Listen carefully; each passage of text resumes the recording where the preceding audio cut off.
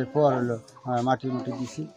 এখন সূত্রপাতভাবে জানা যাবে আমার ভাই এই মার ফেলেছে। পরে যে এই জায়গাটা দাগ পিটিয়ে হত্যার পরে মৃতদেহ ফেলে দেওয়া হয় পানিতে। দর্শক মন্ডলী, স্ক্রিনের ছবি দেখতে পাচ্ছেন। নয়ন নামে এই যুবককে যেভাবে নৃশংসভাবে হত্যা করা হয়, বড় ভাইয়ের সাথে ছোট ভাইয়ের দ্বন্দ্ব, সেই দ্বন্দ্ব নিয়ে বড় ভাইয়ের ছেলেকে সেই জামাই দিয়ে দাওয়াত করে বাড়িতে নিয়ে যেয়ে পরিকল্পিতভাবে পিটিয়ে হত্যা। পরবর্তীতে সেই মৃতদেহ ফেলে দেওয়া হয় পুকুরের পানিতে। এমনকি সেই মৃতদেহ কবরস্থ করলেও সেখান থেকে আবারও কবর থেকে সেই মৃতদেহ উঠিয়ে যেভাবে আবারও তদন্ত শুরু। আপনাদের সামনে ফরিদপুরে ঘটে যাওয়া এমনই একটি ঘটনা নিয়ে আলোচনা, এমনকি একটি ভিডিও ক্লিপ তুলে ধরবো। মা লক্ষ্মী রানীর বক্তব্যে উঠে এসেছে কিভাবে তার ছেলের হত্যার বিষয়টি সে বুঝতে পেরেছিল। অবশ্যই শুনলে বুঝতে পারবেন কি ঘটেছিল। চলুন সরাসরি মূল ভিডিওতে চলে যায়। আসসালামু আলাইকুম, আসলে নতুন একটি ভিডিওতে স্বাগতম। আমি আসলে আপনি যদি আমার চ্যানেলে নতুন হয়ে থাকেন অবশ্যই চ্যানেলটি সাবস্ক্রাইব করে পাশে থাকা অল নোটিফিকেশন বেল আইকনটি অন করে দিবেন। ইতিপূর্বে চ্যানেলটি সাবস্ক্রাইব করে থাকলে আপনাদেরকে অসংখ্য অসংখ্য ধন্যবাদ। ছোট ভাই পরিমলের সাথে বড় ভাই ধনঞ্জয়ের জমি নিয়ে বিরোধ। সেই বড় ভাইয়ের নয়ন নামে সেই ছোট ছেলেকে জামাই সেই আশিস দ্বারা দাওয়াত দিয়ে বাড়িতে নিয়ে যাওয়া হয়, যেখান থেকে সেই বাড়ির পাশে অবস্থিত লিচু বাগানে পরিকল্পিতভাবে মারধরের শিকার, এমনকি এক পর্যায়ে হত্যা করা হয় সেই ছেলে নয়নকে। কিন্তু সেই বিষয়টি মৃত্যু হিসাব করার জন্য যেভাবে সেই মৃতদেহ পানিতে ফেলে দিয়ে পুকুরে ডুবে মৃত্যুর বিষয়টি তুলে ধরে সেই সেই বিষয়টি যেভাবে ধামাচাপা দেয়, পরবর্তীতে নয়নকে কবরস্থ করলেও মা লক্ষ্মী রানী সেই বিষয়টি মানতে নারাজ। এক পর্যায়ে সেই বিষয় নিয়ে বিভিন্নভাবে মায়ের দায়ের করা মামলায় উঠে আসে এমনই ভয়ঙ্কর তথ্য। ছেলে নয়ন মণ্ডলকে পিটিয়ে হত্যার পরেই তার মৃতদেহ ফেলে দেওয়া হয়েছিল পানিতে।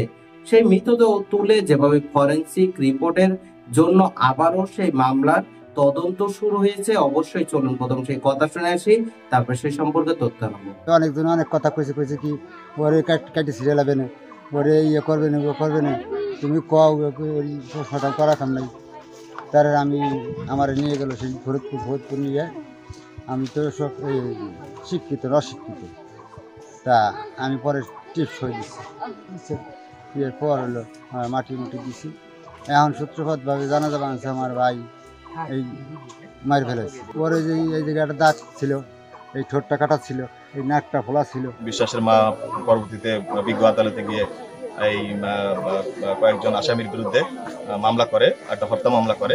পরবর্তীতে এই পোস্টমর্টম পাওয়ার পরে আমাদের যে আইনগত যে ব্যবস্থা সেটা আমরা আদালতের নির্দেশনার প্রেক্ষিতে বিজ্ঞ জেলা ম্যাজিস্ট্রেট আমাদেরকে নির্দেশনা দিয়েছেন এখানে উপস্থিত হয়ে লাশ উত্তোলনের প্রয়োজনীয় ব্যবস্থা গ্রহণ করার জন্য, এবং আমরা আইনগত ভাবে এই লাশ উত্তোলন করে পরবর্তীতে যে পোস্টমর্টমের প্রয়োজনীয় ব্যবস্থার জন্য আমরা প্রেরণ করব, এবং তার পরবর্তীতে আবার তারা যথাযথভাবে সৎকারের ব্যবস্থা করতে পারবে। এর ক্ষেত্রে যেন আমরা কোনো ধরনের আইন শৃঙ্খলার ব্যত্যয় না হয় সেজন্য প্রয়োজনীয় ব্যবস্থা নিয়েছি, এবং আদালতের যে নির্দেশনা সেটি যেন যথাযথভাবে বাস্তবায়ন হয় সেজন্য আমরা প্রয়োজনীয় প্রস্তুতি গ্রহণ করি। আপনারা সম্পূর্ণ ভিডিও ক্লিপে সেই কথা শুনলেন।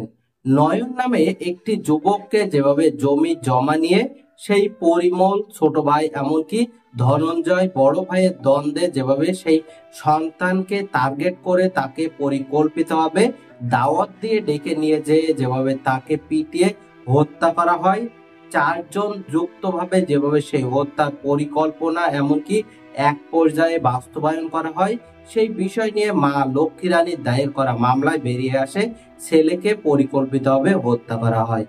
অবশ্যই জমি জমা নিয়ে বিরোধের জেরে যেভাবে সেই হত্যা কাণ্ডটি হয়েছে, আপনারা সম্পূর্ণ ভিডিও ক্লিপে সেই কথা শুনলেন।